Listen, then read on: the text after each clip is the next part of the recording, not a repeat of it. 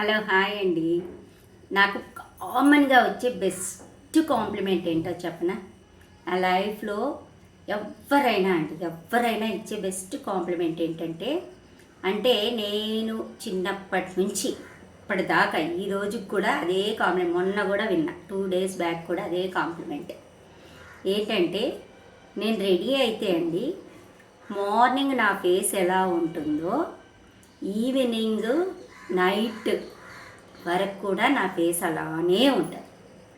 అంటే పీక్కపోవడము, అలసిపోయినట్టు ఫేసు అంతా జిడ్డుగా అలా అవుతుందంట. నాకు తెలీదు, నాది మాత్రం అలాగే ఫ్రెష్గానే ఉంటుందండి. మీరు కావాలంటే నైట్ చూసినా కానీ మార్నింగ్ ఎలా రెడీ అవుతానో ఫేసు నైట్ కూడా అలాగే ఉంటుందని అంటారు, జనాలు అంటారు. నీ ఫేస్ అస్సలు అలసిపోయినట్టే ఉండదు, ఫ్రెష్గా మార్నింగ్ ఎలా వస్తావో ఈవినింగ్ అలాగే ఇంటికి వెళ్తావు అని చెప్పి నాకు ఇది ప్రతి ఒక్కరు ఇచ్చిన కాంప్లిమెంట్ అండి. నాకు దానికి కారణం ఏంటంటే అండి, నేను ఓపెన్ మైండెడ్.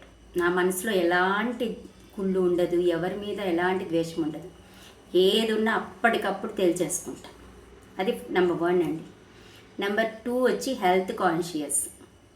నేను ఎవ్వరి మాట నమ్మనండి. పక్కన వాళ్ళ మాట నేను ప్రాణం పోయినా నమ్మను. నేను లెక్క పెట్టను, నా ఇష్టం వచ్చినట్టే చేస్తా. నన్ను ఒప్పించడం ఎవ్వరి వల్ల కాదు. 3rd పాయింట్ వచ్చేసి, నేను వర్క్కి భయపడినండి. నాకు ఎంత పని ఇచ్చినా కానీ నేను హ్యాపీగా చేస్తాను. అదే నా కొడుకు వస్తుంది, నేను అబ్జర్వ్ చేస్తున్నాను. అంటే ఏ వర్క్ ఇచ్చినా అండి, వర్క్కు భయపడను. ఫస్ట్ పాయింట్, ఎంత పనైనా చేస్తా. అది 3rd పాయింట్ అండి. ఇంకా 4th పాయింట్ వచ్చి, దేనికైనా ఒక లిమిట్ అనేది నాకు ఉంటుంది. ఆ లిమిట్ ఎప్పుడు క్రాస్ కాను. ఆ లిమిట్లు మెయింటైన్ చేస్తూనే ఉంటాను. కాబట్టి ఇవన్నీ ఫాలో అవుతాను. నేను చాలా పారామీటర్స్ ఫాలో అవుతాను అనమాట. ఆ ఫాలో ఒక సిస్టమేటిక్గా ఫాలో అవుతాను. ప్రతి ఒక్కటి, ఇంట్లో పని నుంచి బయట పని నుంచి అన్నిటికీ ఒక సిస్టమ్ అనేది పెట్టుకుంటాను నేను ఆటోమేటిక్గా, నిద్ర లేయడం నుంచి నిద్రపోయేంత వరకు. కాబట్టి నేను ఎప్పుడు ఫ్రెష్గానే ఉంటానండి. ఇంకొకటి, నిన్న ఒక క్వశ్చన్ అడిగానండి ఒక అమ్మాయిని. లేపి నిలబెట్టి ఒక క్వశ్చన్ అడిగా. టీచర్గా ఒక క్వశ్చన్ అడుగుతారు కదా, అడగగానే అమ్మాయి ఇక్కడ పెయిన్ అనేసిందండి. మేడం నాకు ఇక్కడ పెయిన్ వస్తుందని అని చెప్పి అరిచింది. నాకు అసలు ఏం అర్థం కాలేదు. అసలు నా భయం వేసి నా పెయిన్ వచ్చినంత పని అయిందండి.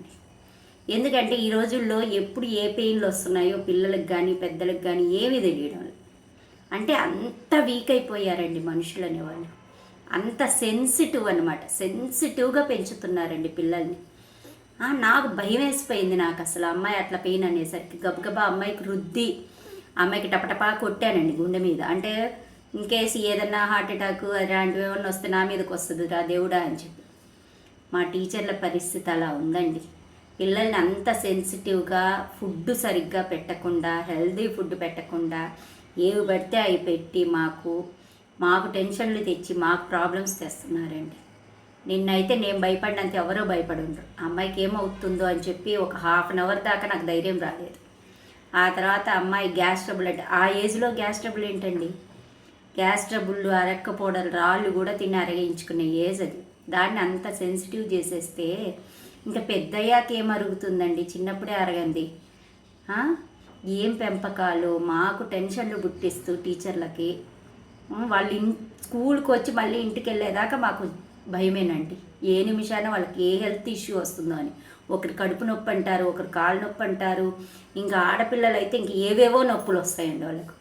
Shoulder pain, hand pain, leg pain, stomach pain, అన్నీ పెయిన్లే, హెడ్ఏక్. ఇప్పటి జనరేషన్ని నిజంగా అరచేతుల్లో పెట్టుకొని చూడాల్సి వస్తుందండి. వాళ్ళని కొట్టకూడదు, తిట్టకూడదు, మాట్లాడకూడదు, ఏదన్నా కానీ వాళ్ళకి అన్ని పెయిన్లు వచ్చేస్తాయి. క్వశ్చన్ అడిగినా కూడా పెయిన్ వచ్చేసింది ఆ పిల్లకి. నేను క్వశ్చన్ అడగడం వల్ల ఆ పిల్లకి హార్ట్ అటాక్ వస్తుందో అని చెప్పి నేను భయపడ్డానండి. కాబట్టి పిల్లల్ని కొంచెము జాగ్రత్తగా బాగా హెల్దీగా పెంచండి. అదొక్కటే మా టీచర్ల సైడ్న నా రిక్వెస్ట్. ఓకేనా?